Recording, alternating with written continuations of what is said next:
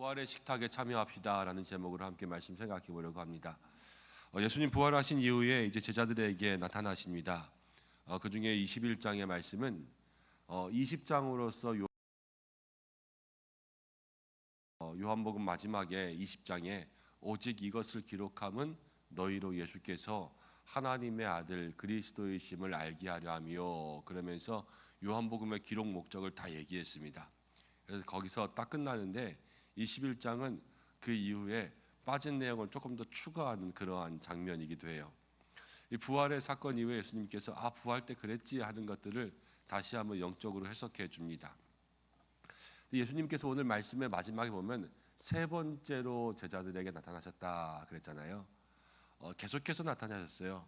이제 예수님이 십자가에 달려 돌아가신 이후에 제자들은 시리에 빠졌었는데요. 부활하신 예수님을 만나서 정말로 기적을 경험하잖아요. 영적인 은혜를. 그 영적인 은혜를 경험하고 나서도 이제 성령이 임할 때까지 제자들의 모습은 완전히 회복된 것은 아니거든요. 쉽게 생각하면 이렇게 생각하시면 돼요. 팔이 부러졌어요. 그래서 기부스를 했습니다. 한 6개월 있었다고 해볼게요. 그런 다음에 기부스를 풀었어요. 이제 팔은 다 붙었어요. 다 붙었지만 이 팔이 완전한 힘을 가질 때까지는 시간이 더 필요하죠. 재활이라 그러잖아요. 그래서 그 팔이 힘을 얻고 근육을 얻고 그러면 붙은 뼈지만 그것을 쓸 수 있을 때까지 또 노력이 필요하단 말이에요. 제자들이 시리에 빠졌다가 성령이 임할 때까지의 그러한 모습들이 예수님께서 단계적으로 회복시켜 주시는 모습으로 생각하면 돼요. 부활의 모습 나타나시고 만져라 그러면서 믿음을 확인시켜 주시고, 또 같이 오늘은 바닷가에서 먹고 마시는 그런 장면이 나오고, 이제 토요일 말씀 묵상 가운데 보면 베드로에게 내가 나를 사랑하냐 그러면서 그 마음 속에 가지고 있었던 죄책감 이런 것들을 다 해결시켜 주시고, 그 다음에 이제 승천하시는 그 모습 이후에 성령을 기다리면서 기도하는 모습들을 갖게 하시고, 그리고 나서 다시 성령이 임하면서 그들이 완전히 회복된단 말이에요. 그래서 증인되는 삶을 살 수 있도록 그렇게 만들어 주시거든요. 오늘도 이 말씀을 그 가운데서 함께 봐야 돼요. 그럼 세 번째 나타나신 건데, 그 후에 예수님께서 제자들에게 나타나실 때 제자들은 뭐라고 있었냐? 그럼 제자들은요, 오늘 베드로가 다른 제자들과 함께 나는 물고기 잡으러 간다 그러는 모습이 나옵니다. 우리가 많이 듣고 많이 알고 있었던 내용에 뭐가 잘못된 것이 있냐면, 아마 대부분 이렇게 들으셨을 거예요. 제자들이 부활의 예수님을 만났지만 아직 그 부활의 은혜와 믿음으로서 충만하지 못해서 실망감에 빠져서 시리에 빠져서 고기를 잡으러 갔다, 다시 생업을 하러 갔다, 이렇게 우리가 이야기를 많이 들었을 거예요. 근데 그렇지 않아요. 부활의 예수님을 만났거든요. 단계적으로 회복하고 있고, 부활의 예수님을 만난 다음에 시리에 빠지지 않아요. 부활의 기쁨이 충만해요. 근데 예수님께서 뭐라 그랬냐면 기다리라 그랬어요. 그럼 그동안 뭐 하고 기다려요? 기다리는 동안 이들이 무엇을 하며 기다릴까 그러면서 생업이 물고기 잡는 거니까 물고기 잡으러 가서 예수님을 기다리고 있는 거예요. 예수님을 만나서 그 어두컴컴한 그 새벽쯤에 예수님이 물가에서 이제 나타나신 것을 보니까 사랑하는 제자가 주님이시다 그러니까 기뻐서 뛰어가잖아요. 이것은 무엇이냐면 기다리고 있던 주님을 찾아오셨으니까 엄마다 아빠다 그러면서 집에 있던 아이가 띵동 소리에 나가는 것처럼 그렇게 나가서 예수님을 만나거든요. 예수님께서 그렇게 주님을 기다리던 제자들에게 은혜를 더하여 주십니다. 오늘 3절, 4절, 5절까지 가면서 보니까 베드로가 고기를 잡으러 갔어요. 그런데 고기를 잡으러 가서 아무것도 못 잡았습니다. 근데 저기 물가에 지금 여기에 나오는 말씀을 보면요, 이 물가와 또 제자들이 있던 그 거리가 한 90m 정도 돼요. 여기 50칸 이렇게 나오는데 이거는 한 90m 정도 되거든요. 90m 밖에 있던 사람이 이 얘기하는 거예요. 배 오른편에 그물을 던져라. 그래서 배 오른편에 그물을 던졌습니다. 그랬더니 갑자기 많은 물고기들이 잡혀서 정말로 그물이 찢어질 정도로 많이 거두게 되었어요.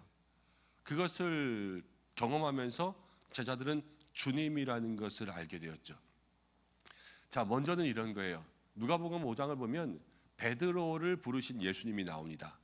근데 베드로를 부르신 예수님을 생각해 보면은 그날도 베드로는요 아무것도 잡지 못하고 있었는데 예수님께서 배를 띄워라 그래서 나갔다가 고기를 엄청 많이 잡았죠.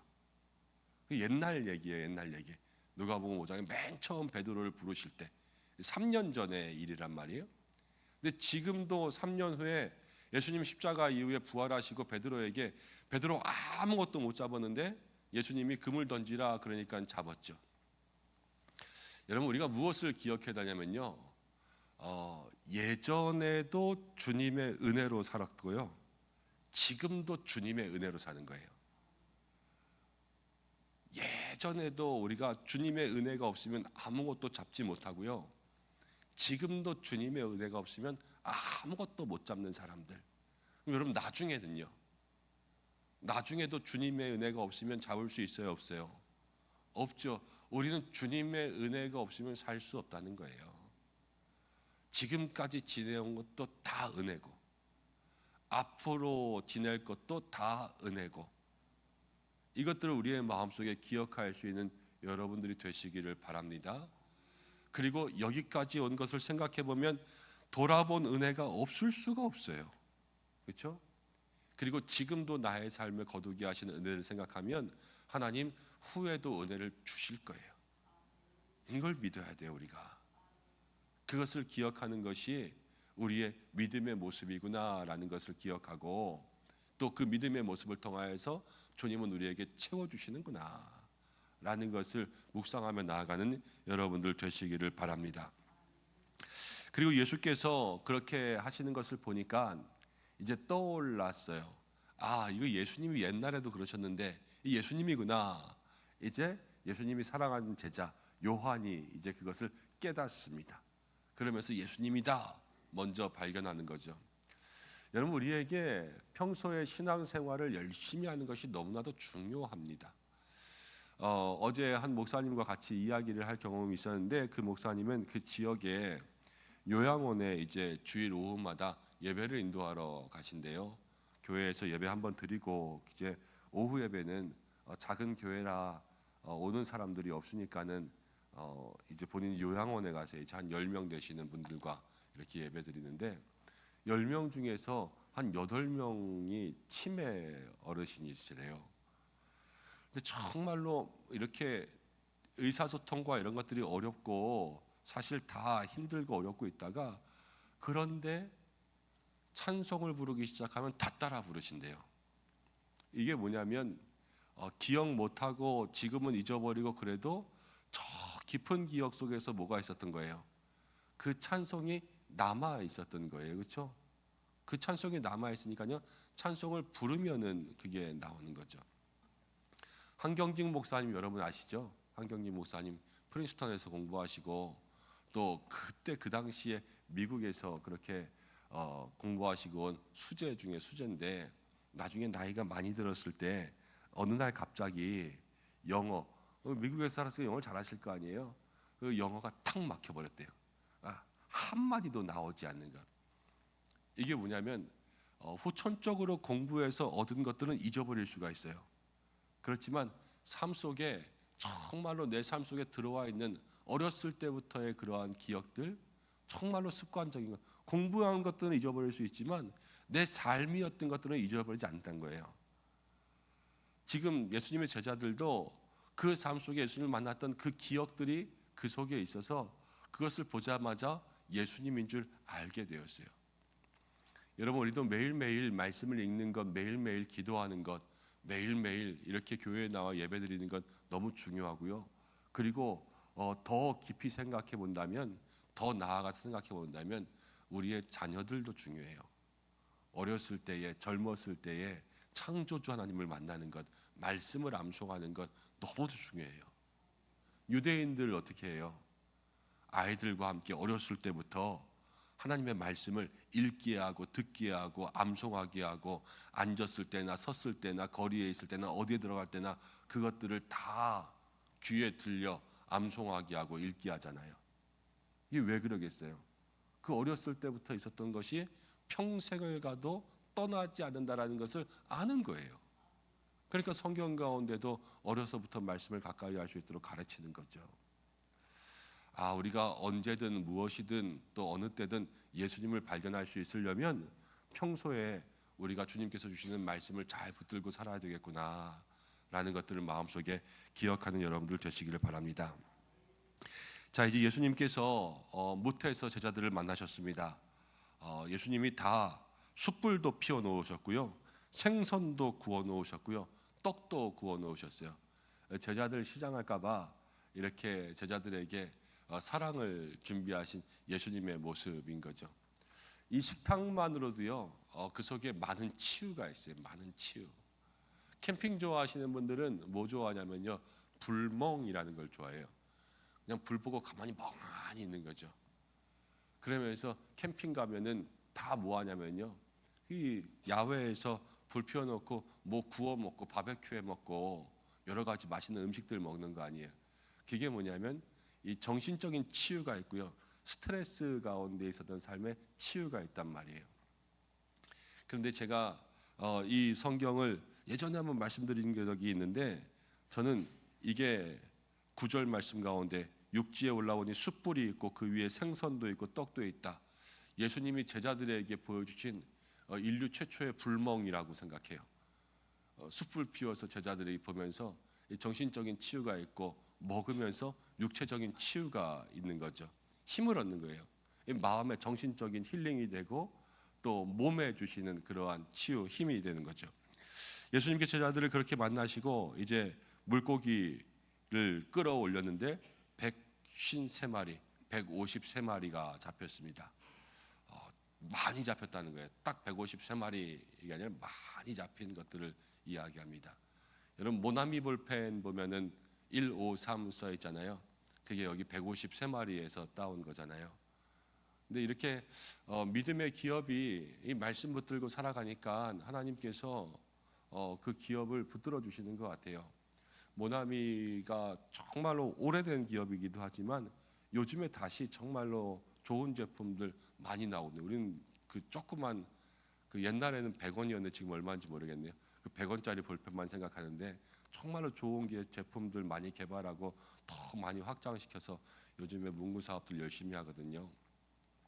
하나님의 기업을 하나님께서 축복하시는구나. 우리 교회에도 많은 사업하시는 분들 작든 크든 상관없는 것 같습니다.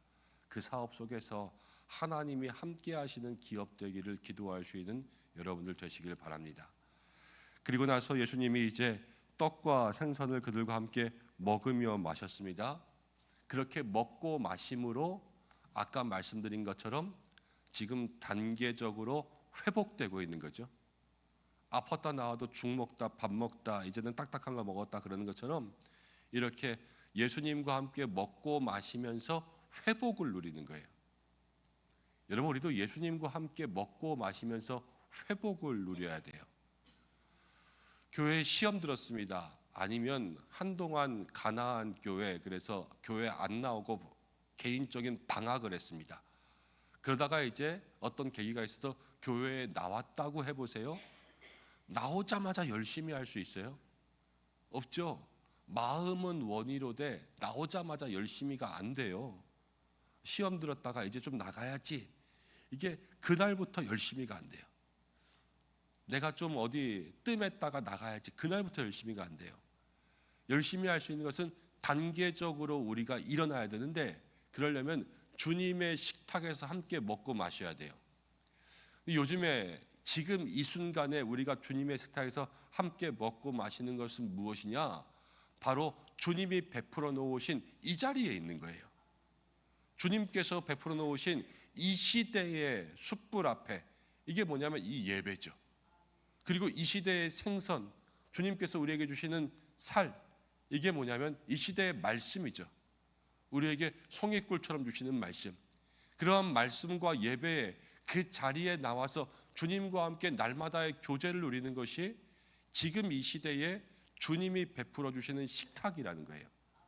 그리고 그 식탁에 참여하는 사람들이 날마다 은혜를 누리며 살아가고 그 은혜 속에서 단계적으로 성숙하게 되는 겁니다. 우리가 오늘 이 말씀을 생각하면서 우리도 부활의 예수님, 지금도 살아계신 예수님, 우리와 함께 매일의 삶 속에 계시지만 주님께서 우리를 부르시는 곳, 바로 예배의 자리, 말씀의 자리, 그 모든 곳에서 주님을 만나면서 주님과 함께 회복을 누릴 수 있는 저와 여러분들 되시기를 주님의 이름으로 축복합니다. 그리고 이전에 잡은 것, 지금 잡은 것 다 은혜예요. 그 은혜를 감사하고 매일매일 주님을 기억할 수 있도록 그렇게 살아갈 수 있는 저와 여러분들 되기를 간절히 축복합니다. 기도하겠습니다. 고마우신 아버지 하나님, 감사합니다. 오늘 주님 앞에 나왔습니다. 사랑하는 주의 성도들, 주님의 부활의 식탁 가운데 참여하여 날마다 영적 회복, 믿음의 회복을 누릴 수 있도록 인도하여 주시옵소서. 그리고 하나님, 이전에 잡은 것도 지금 잡은 것도 앞으로 잡을 것도 다 주님의 은혜입니다. 주의 은혜를 우리 가운데 채워 주시옵소서. 오늘도 기도하며 나아갈 때 하나님, 그 기도의 모든 소리 하나도 땅에 떨어지지 아니하고 주님께 응답되고 또 상달되는 기도 될 수 있도록 역사하여 주시고 마음의 간절한 소원을 들어 주시옵소서. 가족을 위해서도 기도하고 또 모든 일터를 위해서 기도하고 개인의 믿음과 영적 성장을 위해서 기도합니다. 하나님께서 역사하여 주시옵소서. 하나님, 교회를 붙들어 주시고 또 오늘 또 내일 또 주일까지 모든 목회의 일정들 가운데 함께 하셔서 우리 성도들에게 하나님과 만나는 은혜의 시간 될 수 있도록 인도하시고, 아버지 하나님, 또 우리 모든 성도들 그 마음과 또 가정과 일터 가운데 늘 형통의 은혜 더하여 주시고 환우들을 위해서 기도합니다.